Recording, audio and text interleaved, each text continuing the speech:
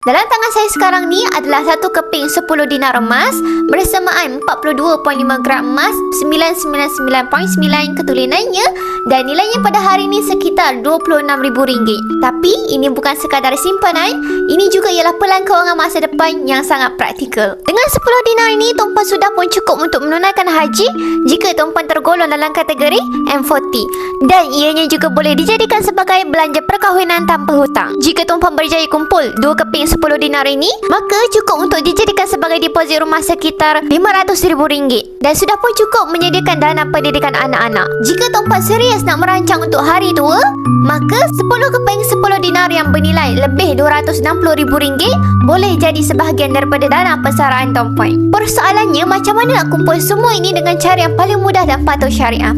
Jawapannya adalah melalui akaun Masgap Public Gold, iaitu Gold Accumulation Program. Tuan-puan boleh menyimpan secara konsisten mengikut bajet tuan-puan serendah RM100 sebulan ataupun lebih, tanpa komitmen bulanan dan tanpa charge tersembunyi.